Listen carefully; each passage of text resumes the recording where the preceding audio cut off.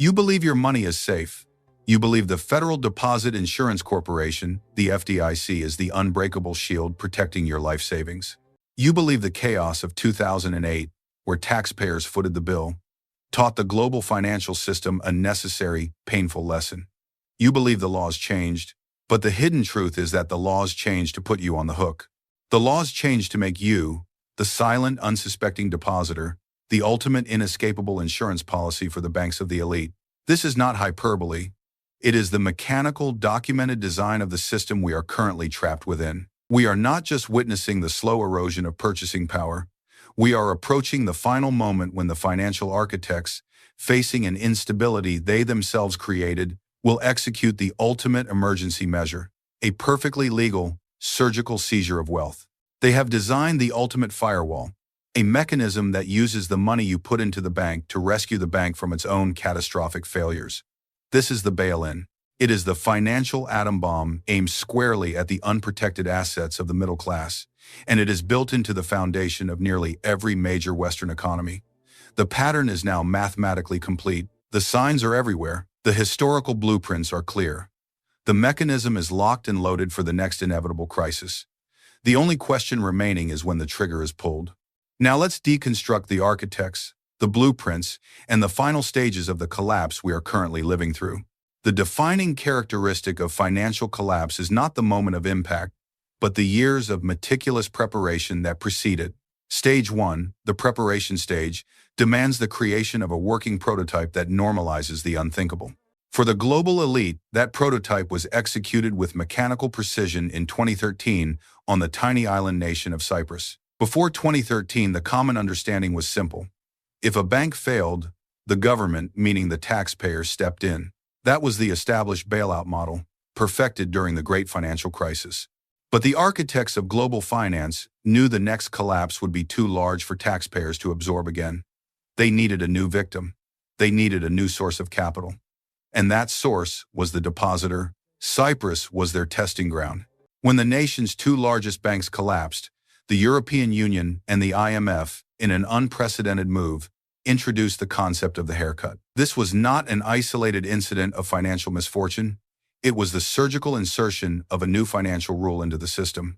The Cypriot government, under intense pressure, seized funds from uninsured accounts, those holding over 100,000 euros. It wasn't merely a tax or a fine.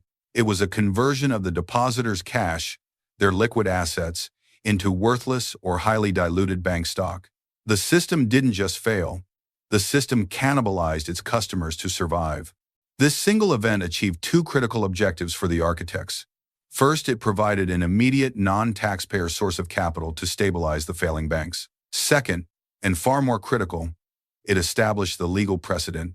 It shattered the psychological barrier. It proved that in a systemic crisis, the legal title of cash held in a bank can be instantaneously converted from a liability of the bank, owed to you, into equity, an investment in the bank's survival.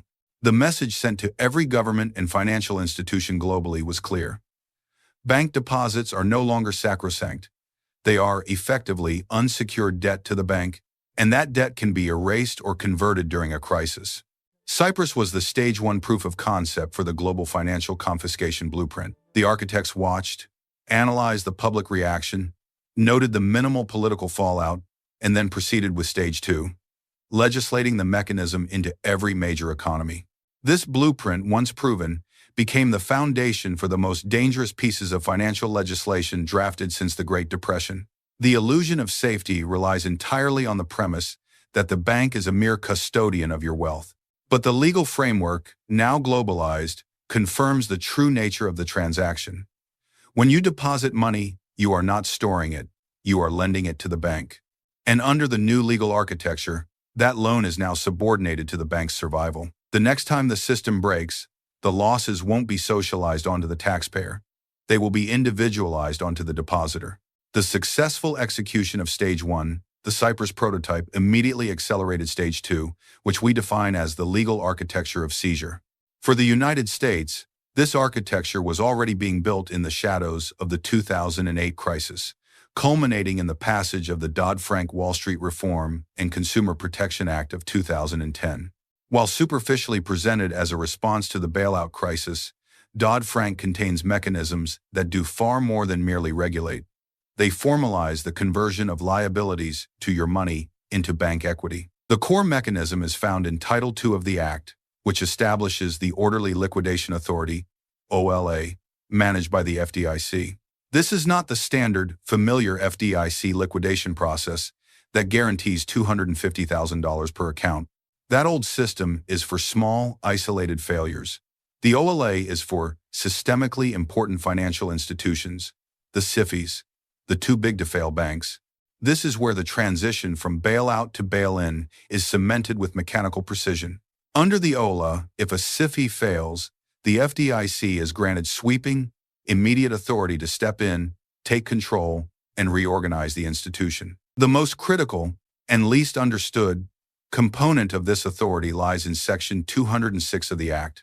This section gives the FDIC the power to repudiate contracts and transfer assets and liabilities of the failing SIFI to a newly formed entity, a bridge financial company.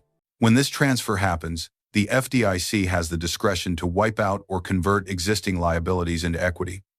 In simple terms, your deposit, legally a liability of the bank, becomes vulnerable. While FDIC insurance covers the first $250,000, any dollar above that threshold is unsecured and falls directly under the OLA's jurisdiction. Under OLA, the FDIC can, and is legally empowered to, execute a bail-in where unsecured creditors, which includes depositors above the insurance limit, absorb the losses. This is the Americanized version of the Cyprus haircut, wrapped in sophisticated legislative language. The architects drafted this because they understood the sheer mathematical impossibility of bailing out a multi-trillion-dollar system again without triggering a global revolt. The bail-in shifts the political liability away from the government and places the financial liability squarely onto the largest depositors and institutions, creating a buffer for the elite families who control the major shareholder equity. This mechanism is mathematically designed to prevent the taxpayer from bailing out the SIFI, but only by forcing the large depositor to bail out the SIFI. The global nature of this threat is evidenced by Stage 3, the three historical prototypes that define the pattern of legal wealth transfer. The first prototype existed pre-FDIC. Before the 1,930 seconds, bank failure meant total loss for nearly all depositors. This was brutal, unregulated confiscation, a lesson quickly forgotten by modern generations who assume safety is inherent. The second prototype, as detailed, was Cyprus in 2013, which proved the psychological and political viability of the bail-in in the modern, integrated European system. This was the test run. The third, most dangerous prototype is the post-2008 legislative architecture Dodd-Frank in the US, and similar directives across the G20, such as the EU's Bank Recovery and Resolution Directive, BRRD. The consistency across all these separate jurisdictions is undeniable and suggests a single, cohesive blueprint at the highest echelons of global finance. This is not coincidence. It is coordinated design. The central theme in all three prototypes is the elite's continuous effort to externalize risk while internalizing profit. The banks take excessive, leveraged risks during the boom phase, knowing that when the collapse inevitably occurs, the system will have a pre-approved legal mechanism to shift the resulting losses away from management and shareholders and onto a new class of victims. The financial investigator must recognize that the OLA and the BRD are not safety mechanisms. They are loss absorption protocols that utilize deposits as the primary source of recapitalization. They are the instruments of the architects, built with the mechanical precision required to harvest capital from the financial system's periphery in the final stages of a systemic crisis. The system is designed to fail upward, ensuring that the elite survive the collapse with their capital intact, while the non-insured institutional and individual depositors absorb the impact. This pattern is inescapable because the mathematical instabilities in the system, the infinite debt, the unpayable leverage demand, a resolution. And the resolution, as legislated, is the bail-in. The progression through Stage 1 Cyprus and Stage 2 Dodd-Frank leads us to Stage 3, the pattern mechanics, the current financial contagion. To understand the present danger, we must look past the superficial stability reported by financial news and analyze the mathematically unstable conditions currently gripping the U.S. banking sector. The foundation of this instability is the profound and continuing collapse in the value of assets held on bank balance sheets, specifically long-dated U.S. government bonds and mortgage-backed securities. When interest rates rise sharply, as they have over the past 2 years, the market value of these existing lower coupon bonds plummets. This creates a hidden, enormous ledger of unrealized losses that currently dwarfs the available capital of many regional banks. The problem is one of fundamental accounting and confidence. Banks are permitted to classify many of these assets as held to maturity, HTM, meaning they do not have to mark the assets to their current depreciated market price.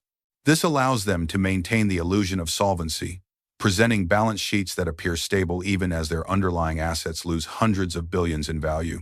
However, these losses become realized the moment a bank is forced to sell those assets, for example, to meet a wave of depositor withdrawals. The Silicon Valley Bank, SVB, failure in 2023 was not an isolated incident of mismanagement. It was the Stage 3 warning shot, proving that the bond market collapse could breach a bank's capital reserves almost instantaneously. The speed of the failure was driven by modern technology, allowing panic and withdrawals to spread at near light speed.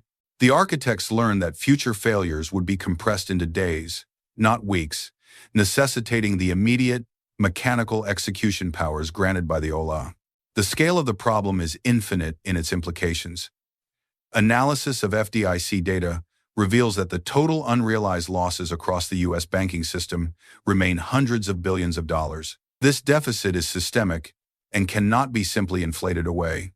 The ratio of the FDIC's Deposit Insurance Fund, DIF, to the total insured deposits is historically low, and critically, the DIF is entirely insufficient to handle the failure of even a single major SIFI, let alone a cascade of regional bank failures triggered by the bond market's continued pressure.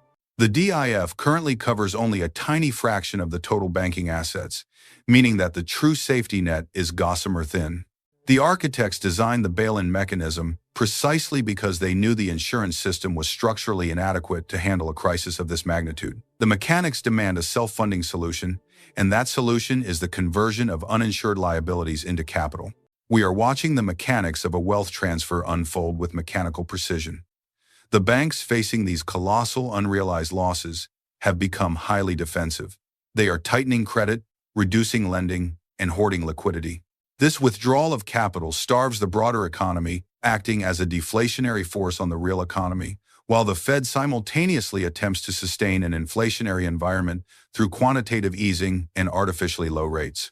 This contradiction creates the ultimate tension that precedes the final collapse stage. The pressure is building in the commercial real estate (CRE) sector, where low occupancy rates and maturing high-interest debt are poised to generate a second, massive wave of realized losses for the regional banks heavily exposed to the sector. This second wave, following the bond market implosion, will serve as the trigger that moves the system decisively into the final stages of the bail-in requirement. The architects are not passive observers. They are active manipulators of this pattern. They profit first from the asset appreciation phase, stage 1 to 2, leveraging the cheap debt to inflate asset bubbles. They then profit immensely from the crisis phase, stage 3 to 4, by shorting the unstable assets and positioning themselves to acquire distressed assets. The homes, the businesses, the real estate at fire sale prices after the bail-in stabilizes the financial shells. The bail-in is not merely a loss absorption protocol. It is the wealth transfer mechanism that cleanses the system of debt at the expense of the uninsured public, paving the way for the next cycle of accumulation by the financial elite. The mechanical certainty of this pattern should eliminate any lingering belief in a soft landing. The system is too leveraged, the loss is too vast, and the legal framework too perfected to allow for any other outcome. We must now move past the historical and mechanical groundwork and confront the present reality. Stage 4, the present danger, focuses on the immediate proximity of the systemic event. The pattern is now cycling into its penultimate phase, where the hidden losses become manifest and the contingency plans of the architects, the bail-in, move from theoretical possibility to imminent necessity. To the financial investigator, the critical piece of evidence is the undeniable accelerating debt spiral across the United States economy, specifically the sovereign debt that underpins the entire Treasury market. The U.S. federal debt is now increasing at an infinite pace, adding trillions in short, compressed timeframes. This is not simply a fiscal issue. It is a direct threat to the solvency of the banking system. When debt levels become this mathematically unsustainable, only two resolutions are possible: hyperinflation or outright repudiation. The architects are engineering a third path, a controlled segmented default that uses the banking system as the first line of defense. The pressure point is the rising cost of servicing this debt. As interest rates remain elevated, the Treasury is forced to issue new debt simply to pay the interest on the old debt. This perpetual cycle requires an enormous and sustained demand for U.S. bonds, a demand that is now visibly waning from foreign central banks. The domestic banking system, therefore, is pressured to absorb this supply, cementing the relationship between the bank's balance sheet health and the nation's solvency. The banks are now serving as the captive buyers of last resort for a fiscally unsound government. The U.S. current situation must be clearly stated. The U.S. is currently in stage 6 of a 7-stage collapse pattern, characterized by the normalization of systemic risk and the final preparation of loss absorption tools. Stage 6, the pre-execution stage, is defined by several non-negotiable indicators. First, the financialization of everything, where debt issuance and market speculation far outweigh productive economic activity. Second, the consolidation of power. The largest four SIFIs are bigger and more intertwined than they were in 2008, rendering the system exponentially more fragile and more reliant on the OLA mechanism. Third, the political complacency. The mainstream political and media apparatus actively downplays the systemic risks of the sovereign debt and the banking system's unrealized losses, ensuring the public remains completely unprepared for the financial shock. The architects require this public unpreparedness for the bail-in to be executed smoothly, as any widespread panic could overwhelm the system instantly. The crucial time horizon is now 2025. The confluence of factors, the maturing commercial real estate debt cycle, the escalating cost of sovereign debt service, and the continued high interest rates suppressing bond values, suggests a mechanical collision in the near future. The system cannot sustain its current posture. The financial elite have already run the simulations. They know precisely when the critical capital ratios of key regional banks will be breached. Their response is not a fix. It is the execution of their pre-planned loss transfer protocol. The bail-in, when it comes, will not be a messy, disorganized crash. It will be a legal, clean, swift procedure executed by the FDIC under the OLA. The goal is surgical. It will target the uninsured money, the billions held by corporations, institutions, and high-net-worth individuals in standard accounts over the $250,000 threshold. The purpose of this confiscation is to instantly recapitalize the failing SIFI and prevent systemic panic. This is not theft in the moral sense, but a legal transfer of ownership executed under the authority granted in 2010. The depositor will wake up to find their non-insured cash converted into shares of a reorganized, deeply troubled bank, the value of which will be questionable at best. This is the inescapable reality of Stage 6, where the legislative time bomb planted 15 years ago is finally primed to detonate. The present danger is not a slow decline, but the sudden, mechanical snap of the system absorbing its own catastrophic debt load. We have traced the pattern from the Cypriot prototype in Stage 1, through the legal architecture of Dodd-Frank in Stage 2, and the mechanical instability in Stages 3 and 4. We now stand at the threshold of Stage 7, the execution stage. The final, definitive warning is this: the U.S. is now accelerating into Stage 7.